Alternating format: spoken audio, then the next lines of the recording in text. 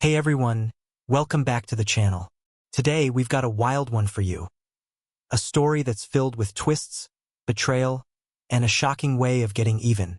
So grab a snack, sit back, and let's dive into this crazy journey. The year was 2022, and the city was buzzing with the typical hustle and bustle of everyday life. But for Mark and Emily, things were far from typical. They had been married for 10 years. Living in a cozy suburban home on the outskirts of the city. From the outside, they were the picture of happiness. Mark, a successful architect, and Emily, a vibrant woman working in the marketing field. They had 2 kids, a 6-year-old daughter named Lily and an 8-year-old son, Sam. Everything seemed perfect, or so Mark thought. Emily had always been the fun-loving, spontaneous type. Mark loved that about her. She had a way of making everything feel like an adventure, even the mundane moments. But recently, he'd noticed something had shifted. Emily's spark, the one that had drawn him to her all those years ago, had started to fade. Her late nights at work turned into weekends away for business trips. And Mark, ever the dutiful husband, was beginning to feel like he was on the outside looking in. Now, don't get me wrong. I'm not saying Mark was completely blind to the signs. He had his suspicions. Late nights on her phone, a few too many work dinners that stretched into the early hours of the morning, and the odd, vague excuse whenever he asked what she'd been up to. But Mark trusted Emily. They'd been through too much together: marriage, kids, the highs and lows of life. They were in it together, or so he thought. Let's backtrack a little. The year before things started feeling off, Mark had landed a big project. A beautiful new office building downtown that would put his career on the map. Emily, of course, was thrilled for him. But as Mark threw himself into his work, Emily found herself with more free time. And when there's too much free time, well, you know what happens, right? It all started when Emily reconnected with an old friend, Jason, from her college days. Jason was charismatic, good-looking, and successful in his own right. Emily and Jason had always gotten along well back in the day. But there was never anything more than friendship between them. Or so Mark believed. Emily mentioned Jason casually at first, saying they'd been chatting on social media about catching up. Mark, feeling the pressure of his own career, barely thought twice about it. But a few weeks later, Emily seemed even more distracted, often texting or checking her phone when she thought Mark wasn't looking. It wasn't until one night when Mark came home early from a late meeting, hoping to surprise Emily with dinner, that he really started to feel like something was off. As he pulled into the driveway, he noticed a car parked outside that he didn't recognize. His heart skipped a beat. Was it one of Emily's friends? Was she hosting a dinner party? But no, that didn't seem right. The car was parked too far from the curb, and it was too late for company. Mark pushed the thought away as he stepped inside, expecting to hear the familiar sound of Emily's voice calling out to him. But instead, he was greeted by an eerie silence. Walking into the living room, he froze. There, sitting on the couch, was Emily and Jason. Now, before you jump to conclusions, let me tell you that at this point, Mark still wasn't completely sure what was going on. He just felt a pang of confusion, maybe even a little jealousy. But it wasn't until he caught Emily's gaze, that fleeting, guilty look, that the first real seed of doubt was planted. "Hey, Mark," Emily called out, her voice a little too upbeat. Jason stood up and greeted him with a handshake, but Mark could sense the tension in the air. "Oh, you're home early," Emily said with a nervous laugh. "I thought you had a late meeting tonight?" Mark, still standing by the door, could feel his pulse quicken. Something didn't feel right, but he didn't want to make a scene. He trusted Emily after all. But why was Jason here? And why did Emily look so uncomfortable? "Yeah. The meeting wrapped up sooner than expected," Mark said, forcing a smile. He tried to keep his voice casual, though his mind was racing. "I didn't realize you two were getting together. What's going on?" "Oh, we were just catching up," Emily said quickly, her eyes darting nervously to Jason before looking back at Mark. "You know, reminiscing about old times. It's been a while since we've hung out." Mark nodded, but the words didn't quite match the look in her eyes. Jason's casual demeanor didn't help either. His easy grin, the way he was standing a little too close to Emily. Mark's instincts were telling him something wasn't adding up. "Right," Mark said slowly. "Well, I'll let you two finish. I'm just gonna go grab a shower." As Mark retreated to their bedroom, his mind was buzzing. He couldn't shake the feeling that Emily was hiding something. It wasn't just Jason being there. It was the way Emily had been acting recently, the way she looked at him, like she was trying to convince him everything was fine, when it clearly wasn't. That night, Mark couldn't sleep. His thoughts kept swirling around, and he couldn't ignore the feeling that something wasn't right. Was it just his paranoia? Or was there really something going on? The fact that Emily hadn't told him Jason was coming over tonight, the way she seemed so distant, it all pointed to one thing. Mark's wife might be hiding something from him, and so the search for answers began. Mark started snooping around Emily's things, looking for any signs that might confirm his suspicions. The more he looked, the more things seemed to add up. Text messages with Jason, private conversations that Emily had deleted, even a few too many unexplained trips out of town.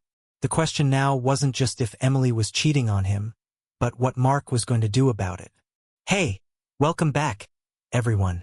If you haven't seen the first part of the story, go ahead and check that out because, trust me, you don't want to miss it. But if you're all caught up, let's dive into the next chapter of Mark and Emily's story. This part's got some serious twists and emotional moments, so grab your popcorn. Now, as we left off, Mark was beginning to sense that something wasn't quite right with Emily. Her behavior had been a little too mysterious, and the whole situation with Jason had Mark on edge.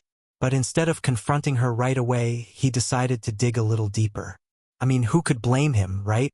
There was so much uncertainty, and the last thing Mark wanted was to make a rash decision without having all the facts. So, Mark did what anyone would do in this situation. He started snooping. At first, it was just little things. Checking her phone when she wasn't around, or peeking at her laptop screen while she was in the bathroom. But the more he saw, the more his suspicions grew. One evening, when Emily had stepped out for a meeting with some colleagues, Mark found himself pacing around the house, trying to figure out what to do next. It was like his whole world had shifted on its axis, and he wasn't sure which way was up anymore. He started by going through her purse. Now, I know this is a slippery slope, but when you're faced with something like this, sometimes you can't help but wonder what's behind the closed doors. Inside the purse, he found a few receipts from places she hadn't mentioned. A fancy restaurant, a new hotel in town. Definitely not the kind of places she went for work dinners. Mark's heart was racing now. He had found the smoking gun, well, at least he thought he had. But there was one last piece to the puzzle he needed to confirm. That's when he found her phone, lying innocently on the kitchen counter, unlocked, as though it was waiting for him to make his move. His pulse quickened. This was it, the moment he'd been waiting for or dreading, depending on how you looked at it. He picked up the phone, and after a few seconds of hesitation, unlocked it. What he found next was like a punch to the gut. A string of text messages from Jason, filled with flirty remarks, private jokes, and, worst of all, plans for them to meet up that weekend. Emily had even texted him saying how much she missed him, calling him the one who truly understands her. Mark could barely keep his hands from shaking as he read every word, every line confirming his worst fear. But just when Mark thought things couldn't get any worse, a message popped up from Emily. It was addressed to someone named Alex. The message read, "I can't wait to see you tonight. We need to make sure no one finds out." Mark felt his stomach twist in knots. Was Emily seeing multiple people? The pieces of the puzzle were starting to fall into place, but now Mark was facing a new dilemma. What to do with this new information? He couldn't just confront her yet, not without knowing for sure how deep this betrayal ran. He needed to know who Alex was, what her relationship with him was, and what the hell was going on. That night, Mark decided to follow Emily. It wasn't something he was proud of, but he was desperate for answers. As Emily got ready, Mark pretended to head out to the gym, but instead, he slipped into his car and quietly trailed behind her. He had no idea where she was going, but he needed to find out. The more distance he put between himself and Emily, the more he could gather information without raising suspicion. Emily drove across town, her car heading toward a quieter, more secluded area of the city. Mark's heart was pounding in his chest as he followed her every move. He kept a safe distance, but it wasn't long before he saw her pull up to an unfamiliar house, one that definitely wasn't one of her friend's places. Mark parked a block away, his eyes glued to the car as Emily stepped out. She didn't go to the front door. Instead, she walked around the side of the house, disappearing behind the backyard fence. Mark waited, holding his breath. A few minutes later, the door to the house opened, and out walked Alex, the person Emily had been texting all along. Mark's blood ran cold as he watched them embrace. His worst fear was now confirmed. Emily was having an affair, and Alex was the other man. But things didn't stop there. No, because the next twist in this drama was more shocking than Mark could have imagined. As Emily and Alex walked into the house, another person emerged from the shadows. Jason. The same Jason who had been texting her earlier. It hit Mark like a ton of bricks. Not only had Emily been seeing Jason, but she'd also been keeping things from him for months, playing him for a fool. And the worst part? He had no idea how to handle it. Feeling completely betrayed, Mark drove back home, his mind racing. He didn't know what to do next. The whole evening felt like a nightmare, one that he couldn't wake up from. His marriage was falling apart, and the truth was too much to bear. As soon as he got home, he couldn't keep it in anymore. He grabbed his phone and texted Emily. "Meet me at the house. Now." Make sure to like, share, and subscribe for more stories like this. And leave a comment below to let me know what you think. Emily arrived home about 30 minutes later. Mark was sitting in the living room, waiting. When she walked through the door, her smile quickly faded when she saw the look on Mark's face. It was clear something was wrong. Mark didn't say a word, just handed her the phone. "Care to explain this?" he asked, his voice steady but filled with pain. Emily's face went pale as she looked at the screen. The messages between her, Jason, and Alex were all laid bare. She opened her mouth to speak, but no words came out.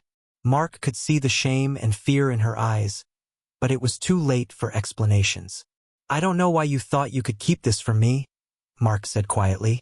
"But what I do know is that you've betrayed me. You've betrayed our family." Emily stood there, her face crumbling as she fought back tears. "Mark, please, it wasn't like that. No." Mark cut her off. "You don't get to explain this away. I trusted you. We've been together for years, and you did this. To me. To our kids." Emily looked desperate now, her voice shaking. "I didn't mean for it to happen. Jason and we've just grown closer, and Alex was... It's not what you think. I still love you." Mark shook his head, his eyes filled with disbelief. "Love? If you really loved me, none of this would have happened. So here we are, right?" Things were calm, well, as calm as they could be in a marriage teetering on the edge. But as the days went on, the cracks started showing, and it was only a matter of time before the whole thing came crumbling down. Let's talk about Katie first. She's in a tough spot, stuck in a marriage that's slowly slipping away. If you've been paying attention, she's already found someone to talk to. Someone who listens, someone who makes her feel special again. That someone is Jason, and oh, did he make it clear from the start that he wasn't just offering friendship. They had this undeniable chemistry, like two magnets drawn together. Jason wasn't shy, he was bold, and, well, Katie was vulnerable. It wasn't hard for her to slip into the comfort he offered. But the thing is, Katie's not stupid. She knows what she's doing. She knows the risks. It was supposed to be a fling, a one-time thing. But every time she saw Jason, it felt less like a mistake and more like something she craved. Every text, every kiss, every time they slipped away to be alone. Each one just pulled her deeper into something she knew could end her marriage. Then, of course, there was David, her husband. A good man. A man who had been by her side through thick and thin. Who, despite the stagnation in their marriage, loved her. But love, as we've seen, doesn't always feel like enough. He had his own issues. Lately, he'd been distant, too busy with work to even notice how much Katie had changed. He didn't see it coming, but he was about to. Let's take a moment here and think about the buildup. Have you ever been in a situation where you know what you're doing is wrong? but the pull of it feels too strong to resist. Katie felt that. You could see the conflict in her eyes. There were moments when she'd pull away from Jason, tell herself she could stop, that she should stop. But the next day, she'd find herself texting him, sneaking another moment of attention. Each step forward felt like one deeper into a hole she couldn't get out of. And that's where the tension begins to rise. Slowly, painfully. Katie knows she's slipping, but it's hard to turn back when the moment feels too right. Enter Jason's influence. Jason wasn't just a fling. No, he was a catalyst. The more time Katie spent with him, the more she began questioning everything. Her marriage, her life choices, even her own happiness. She'd never felt this alive before. Every moment with Jason was electric. And while the guilt gnawed at her, it was overshadowed by the excitement and thrill. She wasn't just yearning for Jason. She was yearning for the version of herself that she had lost in her marriage. And Jason, he wasn't just there for the thrill. He was playing a dangerous game, too. The more time he spent with Katie, the more he made it clear he wasn't just looking for something casual. He was all in. He wanted more than just stolen moments. He wanted her. He made that clear through every text, every flirtatious comment. He saw something in Katie that she hadn't seen in herself in years. It was flattering at first, but now it was starting to feel more like a demand than a compliment. Jason wanted Katie in a way David never did anymore. But the problem? Katie wasn't ready to leave her husband. Not yet. Not for Jason. But with each passing day, the line between right and wrong was blurring more and more. The breaking point. It all came to a head one night. A night Katie had been avoiding. A confrontation she knew was inevitable but couldn't quite prepare for. David had come home early from a business trip, and it was clear from the moment he walked in that something was different. There was a shift in the air. David was quieter than usual, like he could feel something had changed. And he had. Katie had tried her best to hold everything together, to keep the facade of a happy wife intact. But that night, David saw through it. His eyes, once full of affection, now held a knowing sadness. He knew something was wrong. The late nights, the unexplained absences, the coldness between them. It had all been building up, but now it was all laid bare in the silence between them. Katie had never been good at hiding things, and it wasn't long before David broke the silence. He asked the question, the one she had been dreading. Are you seeing someone else? Katie froze. Her heart skipped a beat. She opened her mouth to deny it, but the words got stuck. The guilt came rushing in, but she knew there was no turning back now. Her life had already shifted. Everything had already changed. And as much as she wanted to lie, she knew the truth was sitting in front of her like a storm waiting to break. I don't know what to say, Katie whispered, her voice breaking. The weight of her own betrayal was suffocating. It's not what you think. It's not. David interrupted, his voice barely above a whisper, but full of raw emotion. Who is he? Katie's heart was pounding in her chest. She hadn't planned for this moment, hadn't planned for the storm to hit so fast. But there it was, unfolding in front of her like a nightmare. She couldn't deny it anymore. His name is Jason. He's been someone I've been seeing, Katie admitted, her voice shaking. Im soru David. I never wanted to hurt you. David stared at her in silence, his eyes a mix of shock and disappointment. The room felt suffocating, and for a moment, everything seemed to freeze. The man who had been her partner, her confidant, her husband, he was now a stranger in this moment. The man she had once shared everything with was now on the outside of her life, looking in. Katie could see the hurt in his eyes, the betrayal. She had never seen him look at her like that before. He had always been the strong one, the protector, the man who was supposed to be her anchor. But now she had shattered that. The fallout.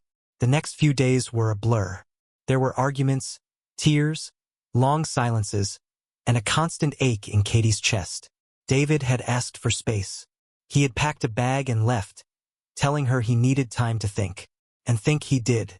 Katie knew this wasn't just about her affair. It was about everything. The distance, the neglect, the years of frustration. This affair, as much as it hurt David, was a symptom of something much deeper in their relationship, a wound that had festered for too long. Katie spent those days in a haze, reflecting on her actions. What had she been seeking in Jason? Was it worth it? Could she salvage her marriage? Or had she already destroyed it? As David stayed away, Katie's mind raced. Every conversation she had with Jason now felt empty, meaningless. The excitement was gone, replaced by guilt and doubt. She wanted to call David, apologize, beg him to come back. But she knew it wasn't that simple. The damage was done. The weeks that followed were filled with hard decisions, painful truths, and emotional confrontations. Katie didn't know if she would ever get her marriage back, but she was willing to fight for it. Whether David would feel the same, though, was another question altogether. So now we're deep into the thick of things. Katie's affair with Jason has come to light, and the emotional fallout is just starting to hit hard. As if the storm wasn't already raging in her life, everything seems to be heading toward an inevitable confrontation. And when I say inevitable, I mean it's one of those moments where you just know something big is coming, you can feel it in the air. Katie's life has become a series of difficult choices, and none of them are easy. She's torn between the man she married, the family she's always wanted, and this whirlwind relationship with Jason that's swept her off her feet. But here's the thing, when you've already crossed a line, when you've betrayed someone who trusted you, there's no going back. There's no pretending everything will go back to how it was before. It's like a slow-motion train wreck. Katie can see it happening, but she's powerless to stop it. And the worst part? She's not even sure she wants to stop it anymore. A few days after the bombshell of her confession, Katie finds herself at the crossroads she's been dreading. David hasn't come home. Not to stay anyway.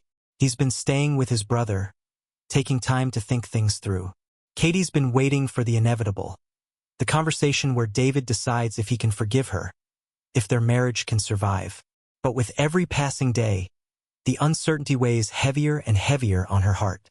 Katie's anxiety is at an all-time high as she prepares for what's next. She's tried reaching out to David, tried to make him understand, but he's been distant. So distant. It's almost like he's a stranger now.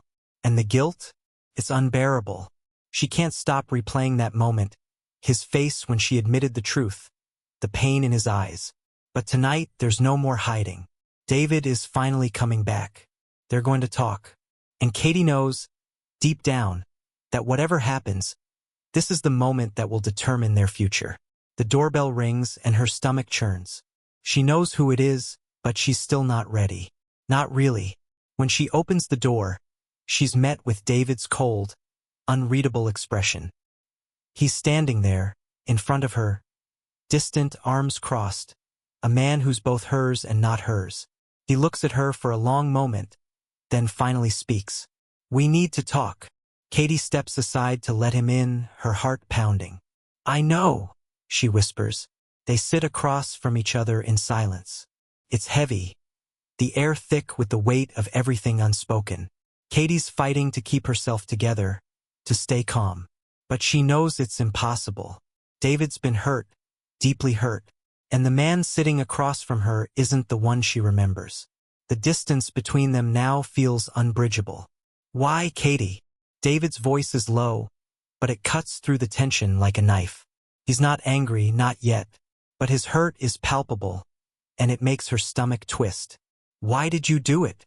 Katie swallows hard, her throat dry. I don't know. I don't have an excuse, David. I felt lost. I've been so alone lately, and Jason, he made me feel seen again." David's eyes narrow, and Katie can feel the weight of his stare. "I don't understand. How could you do this to me? After everything we've been through?" She shakes her head, her voice trembling as she struggles to hold back tears. "I never wanted to hurt you. You know that, right? I never meant for this to happen." David's expression softens for just a second, but then it hardens again. "You didn't just hurt me, Katie. You hurt us, our family, our kids." Katie's hart breaks. The guilt is suffocating. I know, she whispers, barely able to meet his eyes. There's a long pause. Katie can see the storm brewing in David's eyes, the pain, the confusion, And beneath it all, rage. She can see him holding back, struggling with the decision he's about to make. "You need to make a choice, Katie," David says, his voice steady but full of sorrow. "You need to decide who you want to be. Do you want to be with Jason? Or do you want to fix this? Fix us?" It's the question she's been dreading. The question that will define everything. Katie takes a deep breath, her mind racing. She's not ready to let go of Jason. Not yet. But her heart still loves David. She knows she's made a huge mistake, but she's not sure if she can go back. She's not sure if he'll ever forgive her. "I want to fix us, David," she says, her voice breaking. "I don't know how, but I want to try. I want us to find our way back. But I need you to want it too." David stares at her for a long time. He doesn't speak, doesn't move. And in that moment, Katie feels the weight of their brokenness. She can't fix this. Not by herself. Finally, David speaks, his voice cold, distant. "I can't do this right now. I need time to think. I need space." Katie's heart sinks. "David, please." Unjant, Katje. I can't." And with that, he stands, turns, and walks out of the room. Katie hears the door slam behind him. It's over. The moment she feared has arrived. David leaves, and Katie is left in the silence of their home. The home she once thought would be filled with love and laughter forever. But now it's empty, cold. She's alone. Alone with her mistakes. Alone with her guilt. Alone with the consequences of her actions. Katie collapses onto the couch, her mind spinning. What happens now? What's left? She knows she can't undo what she's done. She knows David may never forgive her. She knows the road ahead will be long, painful, and uncertain. But what she doesn't know is whether she even wants to fix things anymore. As the night stretches on, she's forced to face the reality of what she's done. And for the first time, she begins to wonder if her marriage is even worth saving. She sits there for hours, just staring at the empty space in front of her, wrestling with her emotions. As the days go by, Katie finds herself in a constant state of unease. David's absence is like a hole in her chest that refuses to heal, and every corner of their house feels like it's closing in on her. Despite the space, despite the silence, Katie can't shake the weight of her decisions. She knows she's lost someone so deeply important, and the worst part is that she doesn't even know if she's capable of getting it back. David hasn't reached out. No calls, no texts, no signs of wanting to come home. He's gone. And Katie is left to stew in the aftermath, questioning every choice she's made. She can't escape the cold, angry silence that lingers between them. The betrayal hangs over her, suffocating her. And all the while, Jason is still in her life. Despite everything, she finds herself drawn back to him, to the thrill of the affair, to the attention he gives her, the validation she so desperately craves. But deep down, she knows that what she's doing is a distraction, a temporary balm for a wound that's already infected with regret. It's a week since David walked out, and Katie finds herself doing the one thing she promised herself she wouldn't. She's at Jason's apartment again. It's a Friday evening, and the night is already settling into a cool, quiet darkness. She knocks on the door, her heart racing as the sound of footsteps approaches. When the door swings open, she's met with Jason's warm smile, the same smile that's both comforting and dangerous. "Hey, Katie," Jason greets, stepping aside to let her in. He looks good, the same rugged charm that always draws her in. "You okay?" Katie nods, forcing a smile, though it doesn't reach her eyes. "I'm fine, just needed to talk." Jason watches her carefully, sensing the unease that's bubbling beneath her calm exterior. He doesn't push her. Instead, he pulls her into a hug, something tender and genuine. They sit together, talking aimlessly at first. It's almost as though the world outside their bubble doesn't exist. And for a moment, Katie forgets about the mess she's made. But soon, the silence between them grows heavy, the weight of her guilt pulling her down.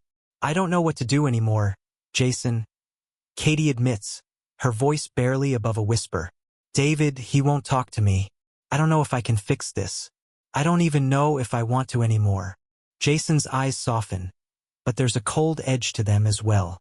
He leans in closer, his hand brushing against hers. Katie, you need to be honest with yourself. What do you really want? Do you want to go back to David? Or do you want something new with me? Katie's heart lurches at the question. She doesn't know how to answer. The truth is, she wants both.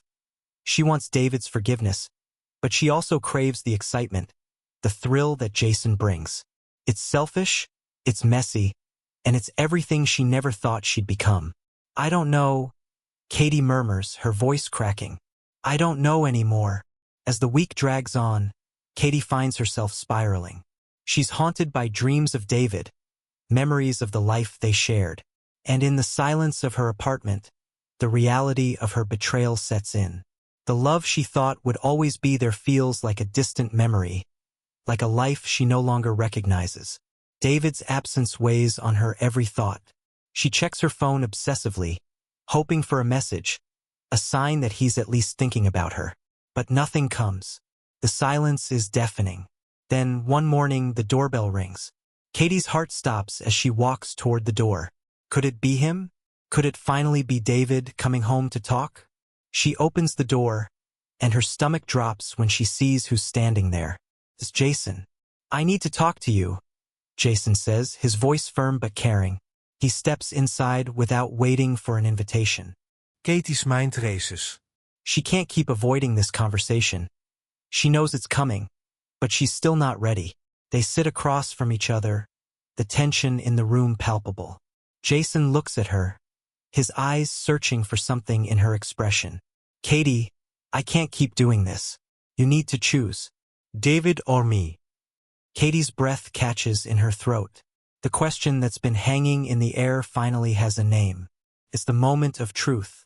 She knows she has to make a choice, but the thought of losing either man feels unbearable. I can't just choose, Katie whispers, her voice filled with desperation. I don't want to lose you, Jason, but I don't want to lose David either.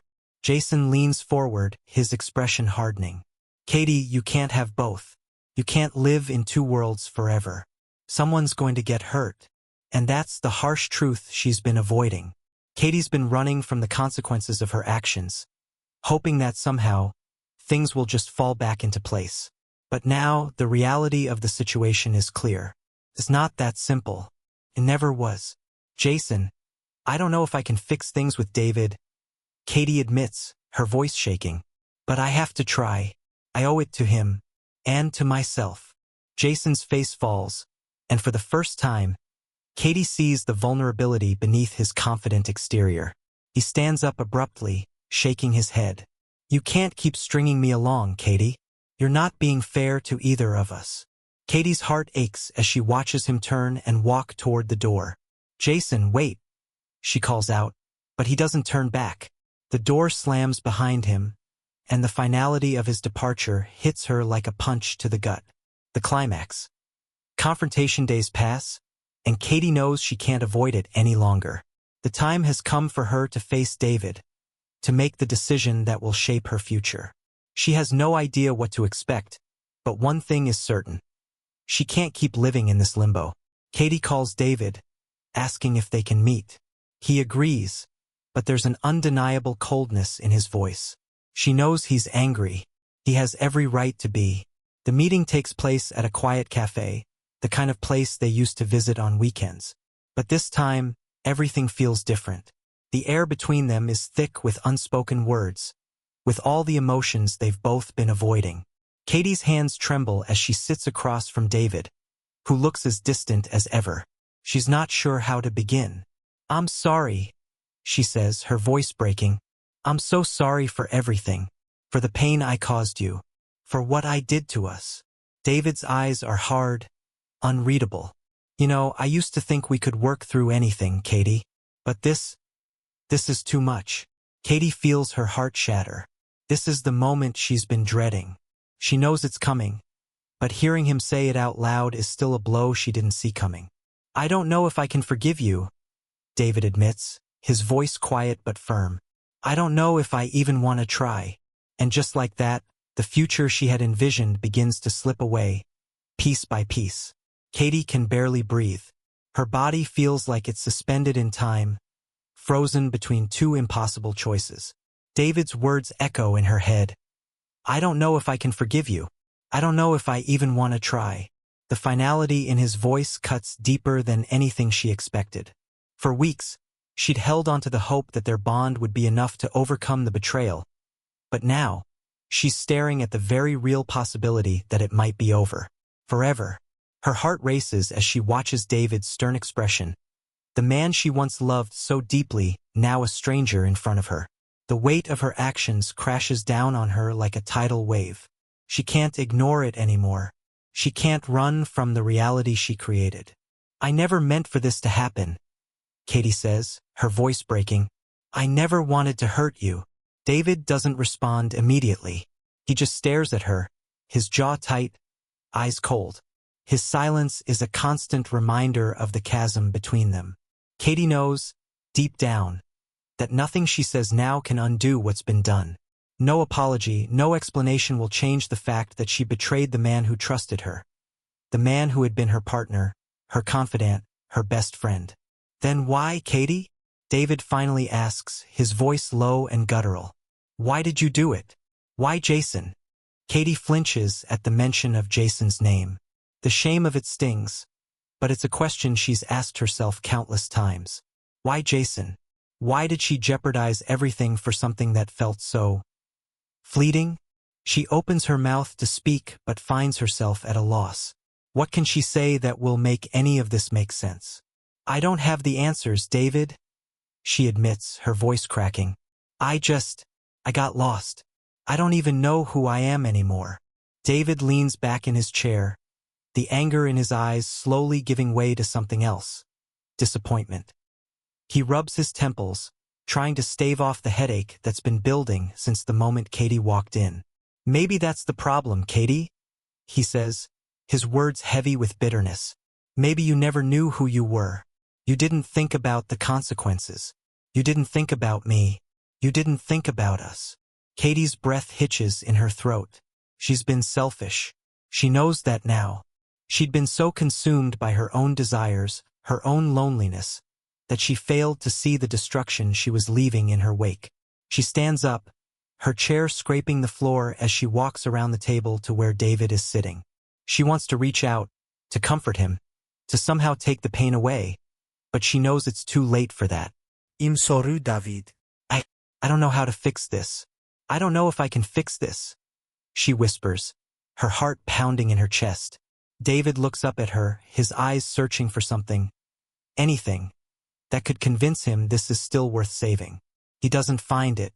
I don't know if I can forgive you, he says again, his voice rough with emotion. I don't know if I can even look at you the same way again. Katie feels a cold wave of realization wash over her. It's over. This is the breaking point. The moment she feared, the moment she knew would come, is finally here. There's no going back. She's lost him. For the first time in weeks, Katie feels like she can breathe again, though it's a shallow breath, filled with regret. She didn't want it to end this way, but here they are. She feels the weight of her choices, and now she must face the consequences. The next few days pass in a blur of confusion and self-doubt.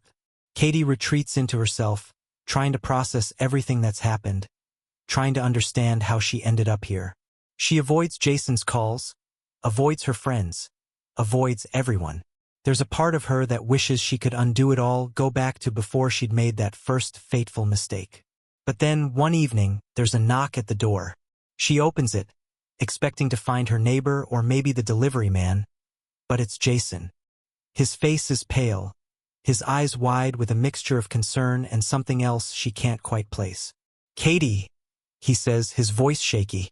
We need to talk. Katie's heart races. She hasn't seen Jason since the night David confronted her. She wasn't ready to face him yet, wasn't sure she could handle another confrontation. But now there's no avoiding it. Jason, I don't think this is a good idea, Katie says, her voice low. She steps back, trying to close the door, but Jason's hand catches it, stopping her. I didn't come here for a fight, Jason says urgently. I came here to tell you something you need to know. Katie's stomach drops. What is it? Jason takes a deep breath, his hand shaking as he holds up a small envelope. This came for you. It's from the private investigator I hired. Katie stares at the envelope, the blood draining from her face. A private investigator? Jason nods grimly. It's about David. He's been seeing someone. Katie's world spins. David. After everything they've been through, after everything she's done. David. He's seeing someone else? The anger that had been simmering in her chest suddenly flares to life. But it's not just anger. It's fear.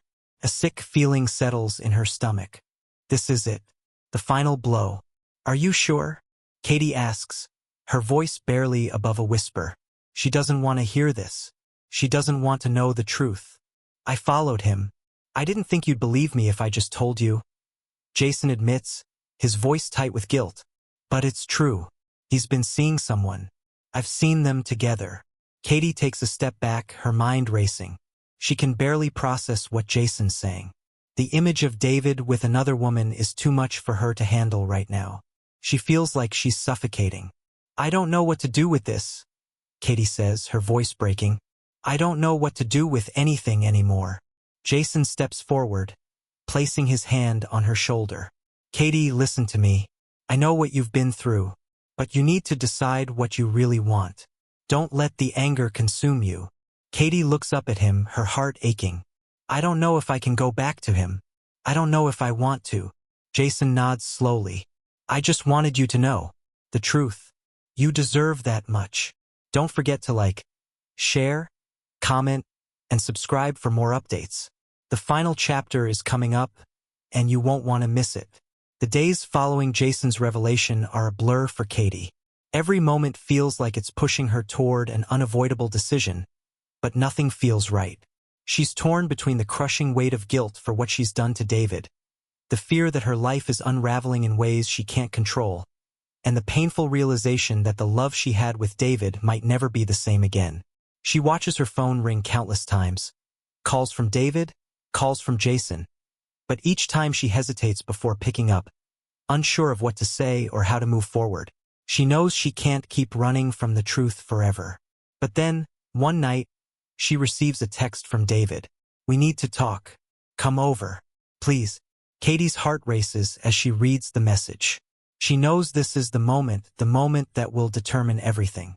It's time to face the music, time to decide if their relationship can be salvaged, or if they've reached the point of no return.